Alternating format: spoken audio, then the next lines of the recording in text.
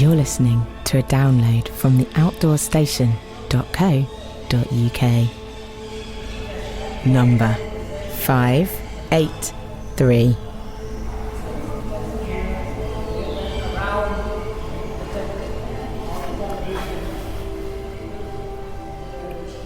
Day 8 and Temple Day 2 again with Samart. We then continued looking at some of the temples we've already mentioned, but we thought we might just mention some of the benefits of getting a guide, because it is much denser and possibly more confusing. If you're coming to Siem Reap and thinking, I'll quickly do the temples, like you might visit a city, should we say, in the UK, and I'll just quickly do the town centre and the cathedral, it's just not like that. The functionality isn't the same. First of all, it's a good half-hour trip at least out of Siem Reap Central to get to the temple itself. You have got to make sure you've got tickets, because you will be checked at every single entrance to every single temple site, and if you don't have a ticket, they will fine you. And the general rule of thumb at the moment is somewhere between $100 to $200, which is what a $90 to £180 can be the fine. They also will check your clothing as well. It's possibly more sensitive at Angkor Wat than any of the other 8 or 9 temples we went to, was it? But there are people there checking all the time. On the last temple that we went to, which was where you could see a sunset over the jungle, but the sunlight lit up Angkor Wat.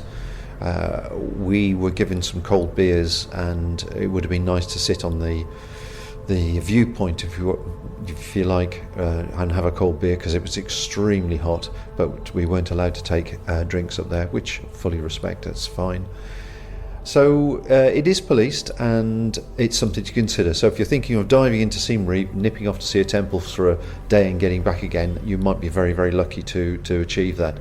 Although they do sell one-day temple tickets, but of course you've got to get to the ticket office, you've got to queue for the ticket, and then you've got to get from the ticket office to the temple of your choice, and so on. So from a practical point of view, it's better to get a guide. It's good for local employment for them as well. There's apparently over 6,000 guides covering the Siem Reap area, but of course they cover a whole range of languages, and we heard virtually everything I think we could think of. All the European languages were there, and I'm sure I heard Russian and Indian as well. So you really can pick a guide. How to find a guide, that's a different thing altogether. And we realised in many respects that we were lucky via Martin that we found Samart, because he came to us, as it were, and we knew based on our experience with Martin that the English and explanation was going to be good, and he was actually a really good company. And as you'll hear when I speak to him, he's got quite an interesting backstory to tell as well. So it all made for a very enjoyable day, and there was never a quiet moment really, or a dull moment. During the time you might obviously need facilities, a toilet and something to eat.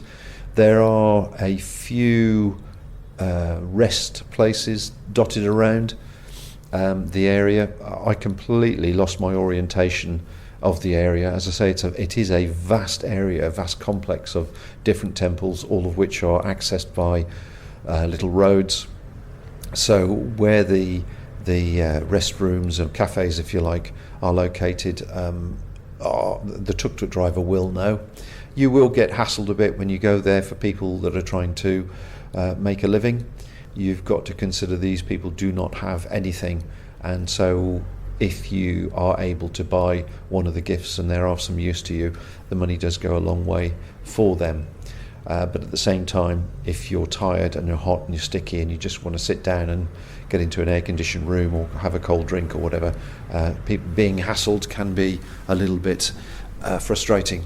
But do keep in mind that the whole losing face thing in Asia generally is still very, very important. So if you raise your voice, start shouting and lose your temper, it's not a good look for anybody, in particular you. So it's better to keep you calm and just be polite and say no thanks and just keep walking. And just to give you a reminder, if that's something that's on your horizon, the visitors have a choice of a 1-day pass at $37, a 3-day pass at $62, and a 1-week pass at $72. The Tour Guide Association can be reached at khmerangkortourguide.com, and they represent all of Angkor's authorised guides, and Samart was one of the authorised guides, and it says here English or French speaking guides can be booked from $30 a day. So obviously each guide is should we say flexible on their individual prices depending on which service they are offering and in which language, I guess. So as I said earlier, we made our way to the final temple for sunset, and although nowhere near as busy as Angkor Wat was for sunrise, there were certainly well over 100 people on the top of the temple waiting for the sun to set over the jungle. So we took a few pictures as it was coming down, but before it actually got to the final setting, I thought I'd grab Samart and sit somewhere quiet with him and hear more detail about his story, which I hadn't really fully appreciated until I started recording it. So I hope you find this interesting. I was born at 1984 at Kampong Speu province, and after that around 5 years old I was, and then my parents moved from Kampong Speu province to Posat province to earn money, support the children. So I have big family. I have 6 brothers and sisters all. So yes, I lived in Posat province many years. My father went up to the mountain to cut the one kind of tree, but I'm not sure the name of the tree, but good smell that sell to Thai people. We got some money from selling the tree, support the children. And where were you living during this time? How did the family live? Was it in houses, huts? At that time, my family was very poor and many kids.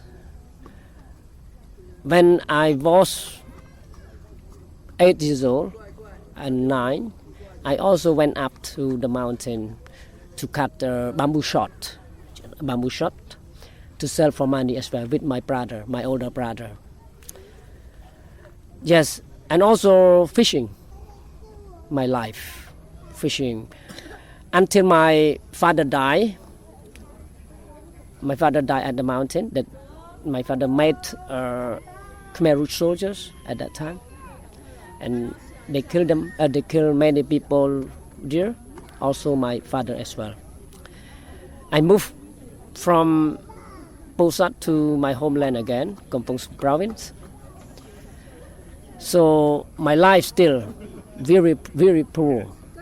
Some day I have rice for eating, some day no rice for eating. We just have a soup instead of rice. And I went up the mountain to cut the tree for selling and money to the market. Every day I went up the mountain. So were your other brothers and sisters doing the same thing as well? Sure, we are all the same. And also we have a rice field, a small rice field for growing just during raining season. So at the dry season we did the same job. Some of my brothers, they cut the bamboo shot, and me, I climb up the mountain to cut the tree, the dead tree, to sell for money, support the family. All my family, all my brothers and sisters, we had no school at that time. So you were what sort of age? At 11 and 12. Okay. Yes. Until 15 years old, I decided myself to be a monk, because I very shy with my friends, of my friend that they can read and write Cambodian language. I was very shy, and then I decided myself to be a monk and asked my mother. My mother agreed, you can to be a monk if you want. Yes, so I start be a monk. My life also very hard, we can see. Yeah. So can I just check? So you were 14, 15, and I presume the monks were providing you with, they're providing you with shelter, a bed and food, but also an education as well. Is that right? Sure, that's right, yes. We have food, we have education, but that my homeland pagoda, no school. We just learn from monk to monk. Okay. For 3 years, I learned. And after 3 years, I went to another pagoda that had a school for all monks. Many monks in that pagoda, around 100 monks, for primary school, Buddhist primary school. We spent 2 years with that pagoda, and then after that, I moved to another, go to the secondary school. So at this stage you are, 20, 21, 22? Around that. Yeah. Yes. And had you started to learn English then, or did that come later? During I learned at secondary school, and I also learned English. Okay.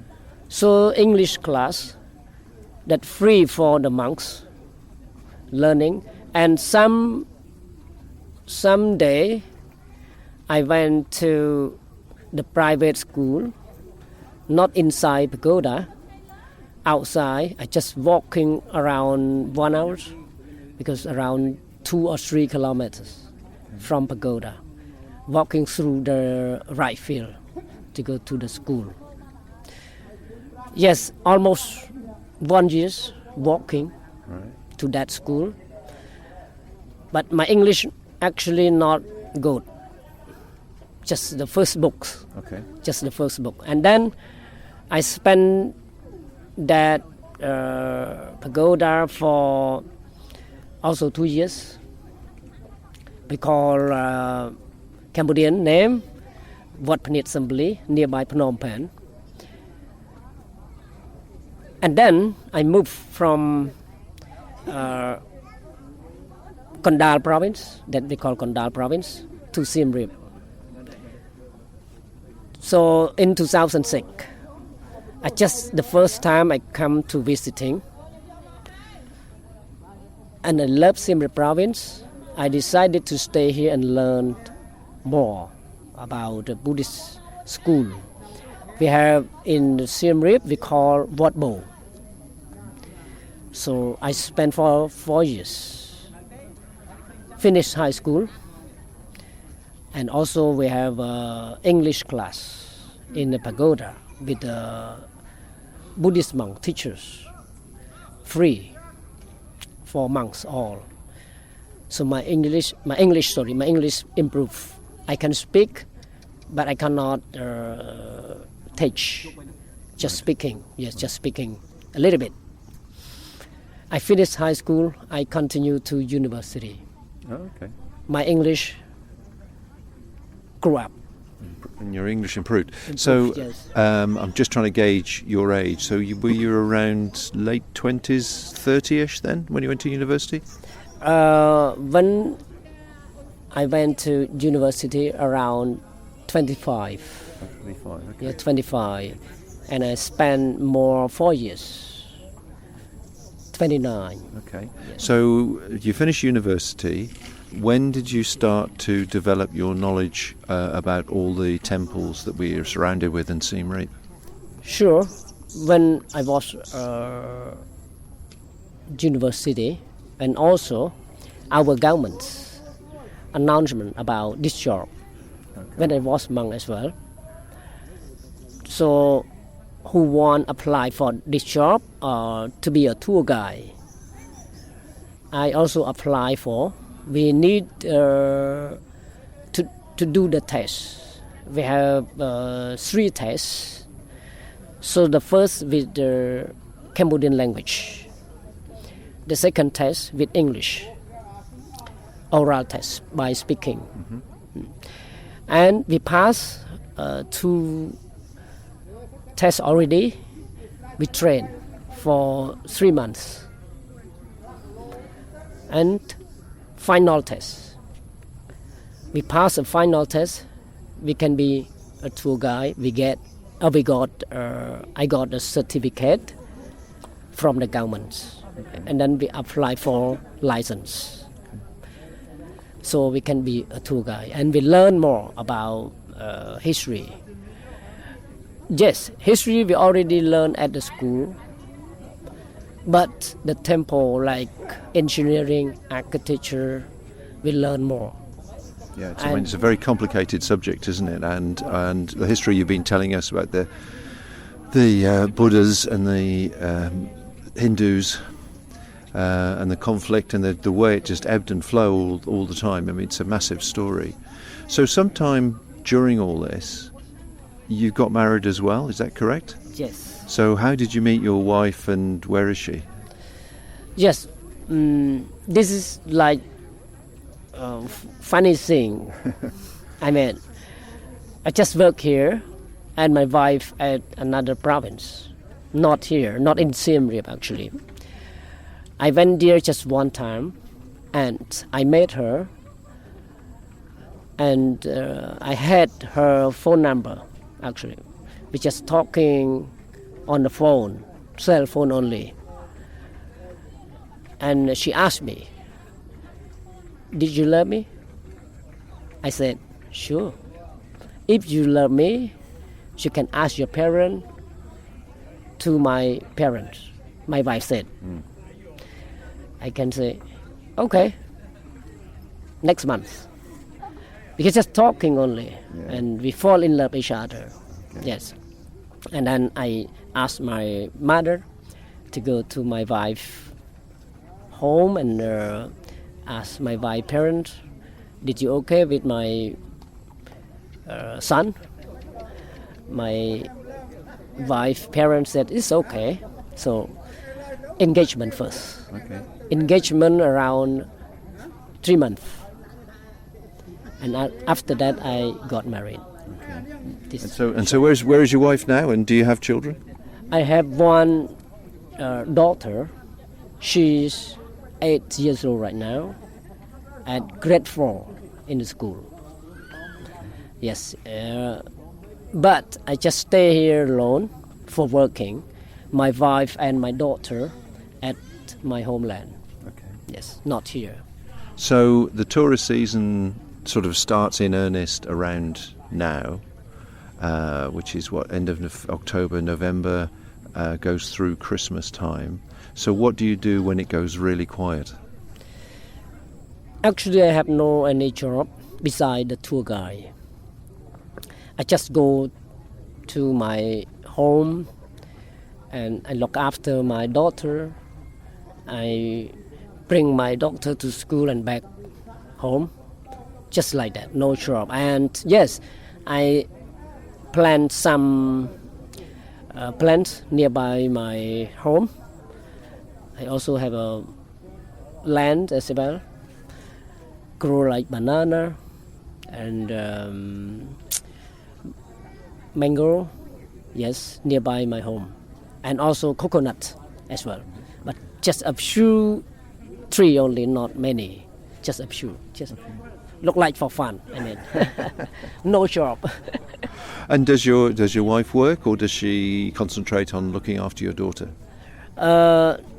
Now my wife, she's selling grocery at the market, the central market of the province.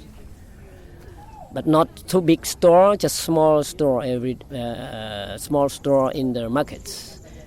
But yes, not much profit, but she happy with that, and also easy for her to look after my daughter, because my daughter's school nearby the market. So we have 2 times for learning. In the morning, start from 7 until 11, and back to home and lunch, and 1 until 5 again. We have 2 times for learning. So we can say four times going back to pick up my daughter from the school. Easy for her. So just coming on to the Guardian then, and just sort of finishing off now, how do you find the guiding? Do you enjoy it? Do you enjoy meeting the different people from different parts of the world? Are there any particular nations or people that are interesting to you at all?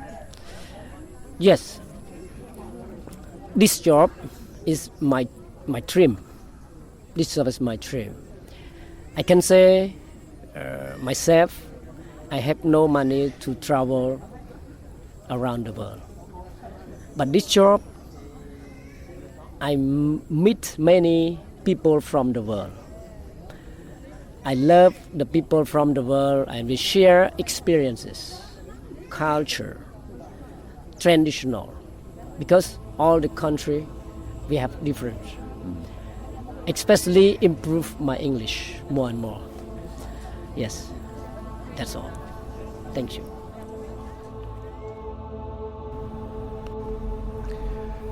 As we're recording these clips just recently to update you with the podcast, you'll probably recognise that Rose's voice has been quite hoarse and mine something similar. At the particular time, at the end of day 2, she was really coming down quite badly with flu and feeling pretty rough to go with it, and I seem to have more of a sunstroke stomach complaint. So we were both feeling a bit poorly. So that particular night, as much as we'd like to have gone out and celebrated, we both had a simple meal, went back to the Sabara hotel and got our heads down. The following day was checkout day, and unfortunately, because it was the night bus, the bus wasn't due to leave till 10 p.m.